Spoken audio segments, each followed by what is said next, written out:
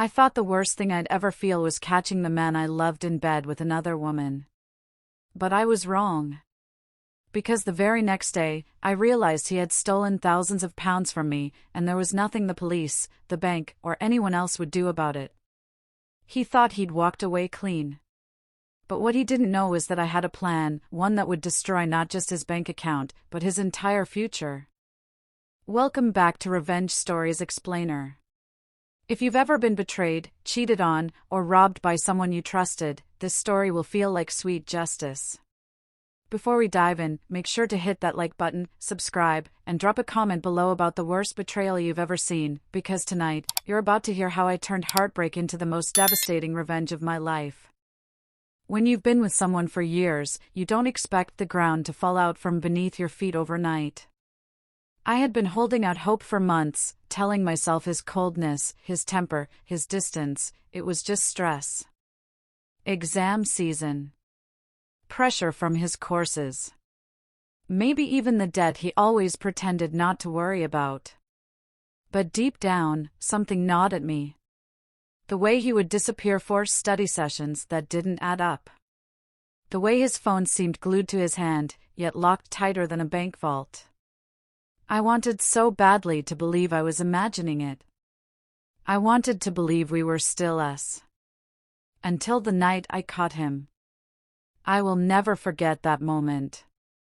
His excuses, the way his face froze when I opened the door. The other woman, smug, not even embarrassed. My stomach turned to ice. My hands shook so hard I nearly dropped my keys. I kicked him out. No screaming, no pleading. Just pure, burning fury. I thought the worst was over. That the hardest thing I'd face was sleeping alone in the bed where we had once dreamed about our future. But I was wrong. Because the very next morning, my brain, foggy from no sleep, raw from crying, reminded me of something I had completely forgotten, our joint savings account. We had a little over £5,000 in there. £5,000 that represented years of my careful saving. Sure, he had contributed a few hundred, but the bulk of it, every pound and penny, was mine. My heart pounded as I logged in to check the balance. I was praying, please let it still be there. Please let him have some decency left. 0. Gone. Every last bit of it. It felt like a second betrayal, one deeper than the first. The cheating hurt my heart. But this? This cut into my soul. He had stolen from me, gutted me financially, and walked away laughing. I called the bank, my voice trembling. He emptied the account. That's my money. He stole it. The clerk's voice was flat, almost robotic. I'm sorry, but he's an authorized account holder. We can't stop him. I tried the police next. Surely they would care. But no. It's a joint account. Nothing criminal happened. They suggested civil court, then immediately told me I'd probably spend more in legal fees than I'd recover. In other words, I was screwed. I remember sitting on my bed that night, staring at the ceiling, feeling the weight of stupidity crash over me. How could I have trusted him with access to my savings? How could I have loved someone so rotten? And then, as if the universe wanted to twist the knife even deeper, I saw his online posts. Boasting. Smirking. Bragging about his brand new game consoles, his flashy TV, his stack of brand new gadgets. All bought with my money. That was the moment something in me shifted. I had been the careful one. The responsible one. The one who paid bills on time, who saved money, who thought about the future. And he had robbed me of it all. I am not, by nature, a vengeful person. I can be petty, sure, like ignoring someone who annoys me, or taking the bigger slice of pizza. But real revenge? Never. Until now. Until him. And that was when the memories came flooding back. The summers the first had worked temp jobs to pay for my studies. One of those jobs, short and miserable, had been at a debt collection agency. The pay was good. The work was soul-crushing. But it had taught me things I never thought I'd use. And suddenly, staring at his smug posts online, I knew exactly how to ruin him. Because here's the thing about my ex, he was proud of dodging debt. He bragged about it like it was a skill, a life hack. Almost 6 years, he would say, grinning. They can't touch me soon. In the UK, after 6 years, unpaid debt becomes statute barred. That means creditors can't legally force you to pay it back. The money is still owed, sure, but bailiffs can't come knocking anymore. He was just months away from reaching that point. He was ready to be free. But what most people don't know is that making any payment on that debt resets the clock. Even £1. Pay a penny, and boom, the 6 years start over. Once, I had used my insider knowledge to help him avoid debt collectors. I thought I was protecting him, helping him get ahead. But now? Now I was going to use that very knowledge to destroy him. Because I had something better than a grudge. I had paperwork. By the end of our relationship, I was the one handling his bills. I knew the names of his creditors. I knew the reference numbers. I had the addresses. He thought I was a fool. But I was about to prove him very, very wrong. And so, with shaking hands and a heart full of rage, I picked up the phone, ready to spend the best £8.50 of my life. The night I realized what I had to do, I barely slept. It wasn't just anger anymore, it was something sharper, colder. Every time I closed my eyes, I saw his smug face. Every time I tried to breathe, I heard the echo of his laugh, that condescending chuckle he used whenever he thought he'd outsmarted someone. And now, he thought he'd outsmarted me. The £5,000 was gone. That was a fact. But what he didn't know, what he could never have guessed, was that I had in my possession the one thing he feared most, his debts. I had his bills stuffed into an old folder. Credit cards. Payday loans. A failed financing agreement for some ridiculous business venture he had never followed through on.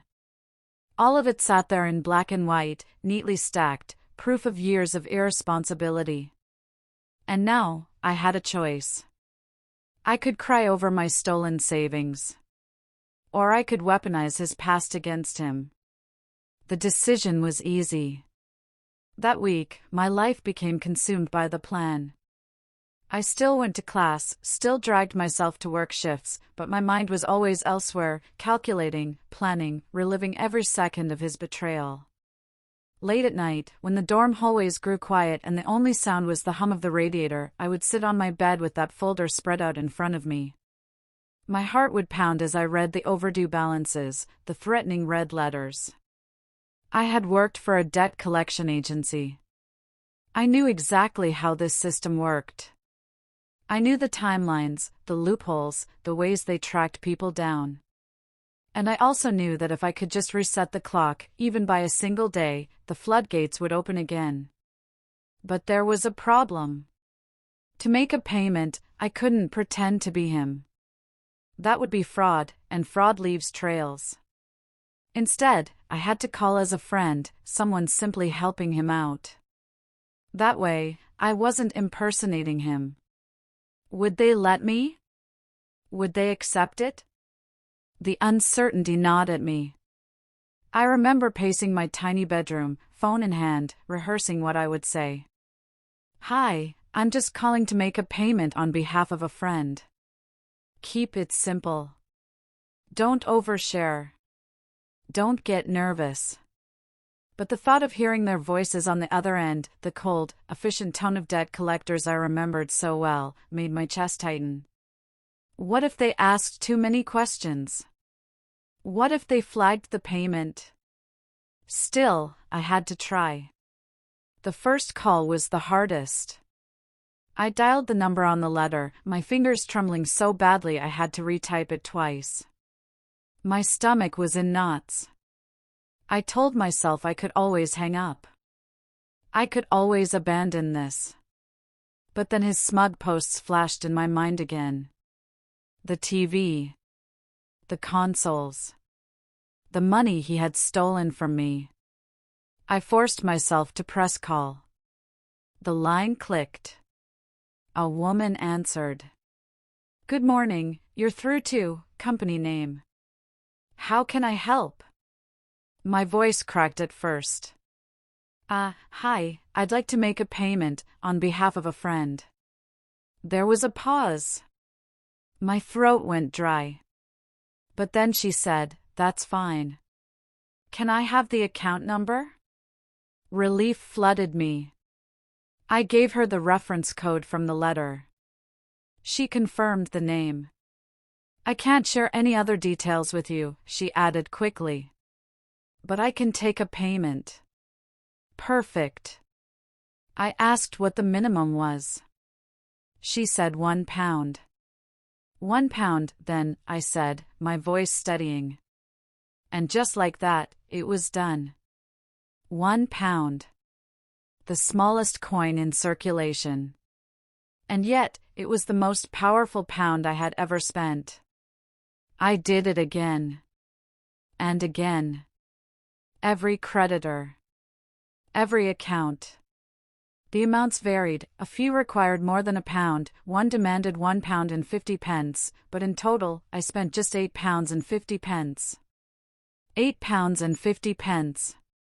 That was all it took to reset years of dodged debt. I also gave them his new address and his parents' address. I knew the system would flag him if his name matched anything at those addresses. It was the perfect trap. And then came the waiting. Days turned into weeks. He couldn't resist bragging online. And with every post, I felt the thrill building. Then, finally, the first sign of panic appeared. His post shifted tone. From confident boasting to anxious questions, "I've got a court date." What do I do? My chest tightened with excitement. He had no idea what was coming. And neither did anyone else. The first time I saw his panicked post, I almost didn't believe it. There it was, in black and white, on the very same forum where he had once strutted around like a peacock, bragging about how he had finally made it, showing off his shiny toys bought with my money. Now? The tone couldn't have been more different. Words like summons, court date, and help urgently needed spilled across the screen. I leaned back in my chair, heart hammering. This was it. The first ripple of the storm I had quietly set in motion months ago. At first, I just watched. I scrolled through the responses. Some were sympathetic. Others mocked him for being careless. A few tried to give advice, though most of it was terrible. And then, inevitably, he reached out to me. My phone lit up with his name, a name I had promised myself I'd never answer again. For a long moment, I stared at it, frozen. My finger hovered over the screen. Part of me wanted to ignore it. To let him squirm in silence. But another part, the vengeful part, wanted to hear the fear in his voice. I swiped to answer. Hello? My voice was cool, detached. There was a pause. Then his voice, trembling. I need your help. Hearing him beg, was almost intoxicating. This was the same man who had laughed when he stole my savings, who had flaunted my money online. And now he sounded like a child, cornered and desperate. What makes you think I'd help you? I asked. Please, he said quickly. It's the debt collectors. They're after me again. I don't know what to do. I've got a court date. If I lose, his breath hitched. They could take everything. I almost laughed out loud. Everything? He had already taken everything from me. I told you, I said coldly. I'm done. Don't call me again. And with that, I hung up. The satisfaction was electric. For once, I had the upper hand. But of course, he didn't stop there. When I ignored his next call, he turned back to the forums. And that was where the comedy began. Because his so-called friends, the same kind of people who had cheered on his arrogance, were now giving him advice. And it was some of the worst legal advice I had ever read in my life. One person told him, "Don't go to court. If you don't show up, they can't prosecute you." Another said, "Just move again.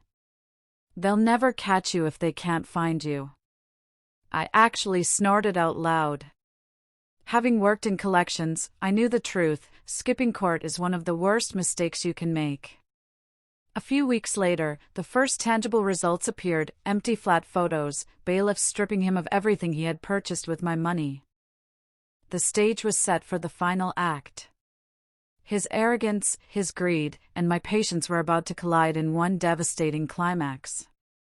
It didn't happen overnight. Revenge rarely does. But once the court date passed and the bailiffs began their work, the avalanche was unstoppable. His flat, once pristine, looked desolate. Empty shelves, bare countertops, nothing but echoes of a life he thought he had built. The gaming consoles, the pride of his recent posts, were gone. The shiny TV, the gadgets, even the ornaments, stripped away. And it felt perfect. The CCJs were next. Banks rejected him. Landlords blocked him. Jobs in finance, a career he had dreamed of, vanished. His side chick left. The illusion of wealth evaporated. Every sleepless night, every pang of panic, every call I had ignored, it all paid off. I never got my £5,000 back. But I didn't need it. I had reclaimed my dignity, my power, my justice. Betrayal hurts. Theft hurts. But intelligence, patience, and strategy can turn that pain into something transformative. I often think about him. Alone, broke, stripped of pride and opportunity. And me? Free. Vindicated. If this story taught you anything, it's that sometimes the best revenge isn't chaos, it's precision. If you've ever experienced betrayal, theft, or heartbreak, leave a comment sharing your story. Don't forget to like, subscribe, and hit the bell so you never miss another story where justice, patience, and cunning collide. Because revenge is a dish best served carefully.